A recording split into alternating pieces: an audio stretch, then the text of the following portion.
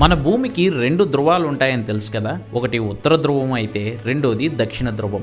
మరి ఈ రెండు ధ్రువాల గురించి మన మైండ్ బ్లాక్ అయ్యే ఓ 10 విషయాలు ఈ వీడియోలో తెలుసుకుందాం. నెంబర్ 1, ఉత్తర ధ్రువాలు రెండు.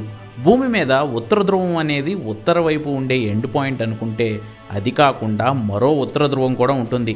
దీన్నే మ్యాగ్నెటిక్ నార్త్ పోల్, అయస్కాంత ఉత్తర ధ్రువం అంటారు. దీనికి ప్రత్యేకత ఏంటంటే ఇది భూమి భ్రమణాన్ని బట్టి ఏడాదికేడాది మారిపోతూ ఉంటుంది. ప్రస్తుతం మ్యాగ్నెటిక్ నార్త్ పోల్ రష్యాలోని సైబీరియా దిశగా ఏడాదికి 40 నుంచి 50 కిలోమీటర్ల వేగంతో డ్రిఫ్ట్ అవుతోంది. నెంబర్ 2, అంటార్కిటికా ఓ ఎడారి. అంటార్కిటికాగా పిలుచుకునే మన దక్షిణ ధ్రువం ఓ ఎడారి ప్రాంతం. అయితే గడ్డగట్టి మంచు ఉంటే ఎడారి అని ఎలా పిలుస్తాం అనేగా మీ సందేహం. కానీ వాస్తవం ఏంటంటే సహారా ఎడారిలో పడే వర్షపాతం కంటే అతి తక్కువ వర్షపాతం అంటార్కిటికాలో నమోదవుతూ ఉంటుంది. పైగా భూమి మీద ఉన్న నీటిలో 70% నీరు అంటార్కిటికా దగ్గరే గడ్డకట్టుకుపోయి ఉన్నాయి.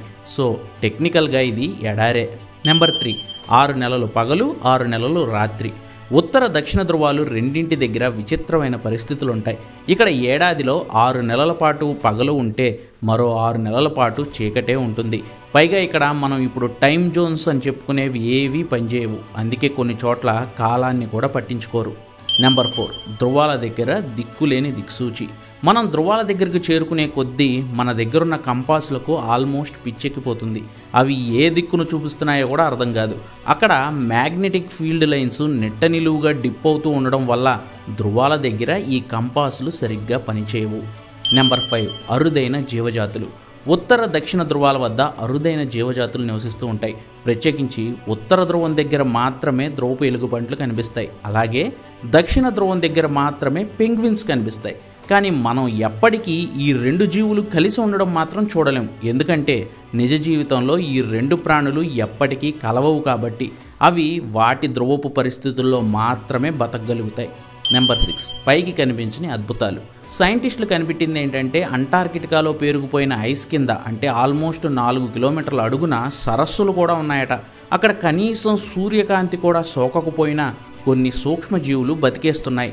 అలాగే కొన్ని ఐస్ బ్లాక్స్ కింద పెద్ద పెద్ద పర్వతాలు సమాధి అయిపోయి కూడా ఉన్నాయట. నెంబర్ 7, దక్షిణ ధ్రువం దగ్గరే గడ్డగట్టే చలి. ఆర్కిటిక్ ఓషన్ ఉన్న ఉత్తర ధ్రువం దగ్గర చలికాలం -34 డిగ్రీల ఉష్ణోగ్రత ఉంటుంది. కానీ దక్షిణ ధ్రువం దగ్గర ఉష్ణోగ్రతలు వింటర్లో దాదాపుగా -60 డిగ్రీలకు పడిపోతాయి. ఉత్తర ధ్రువంతో పోలిస్తే దక్షిణ ధ్రువం అనేది థిక్ ఐసోప్లాటో మీద ఉండడంతోనే సౌత్ పోల్లో చలి దారుణంగా ఉంటుంది. నెంబర్ 8, ఓజోన్ పొరకు చిల్లుపడింది. ఓజోన్ పొరకు చిల్లుపడింది దక్షిణ ధ్రువం దగ్గరే అని సైంటిస్టులు గుర్తించారు. అంటార్కిటికా సైంటిస్టులు కనుగొన్న ఈ మార్పుతోనే పర్యావరణ పరిరక్షణ అనేది పెద్ద డిబేట్ అయ్యి అది మాంట్రియల్ ప్రోటోకాల్ లాంటి క్లైమేట్ ట్రీటీలకు కారణమైంది.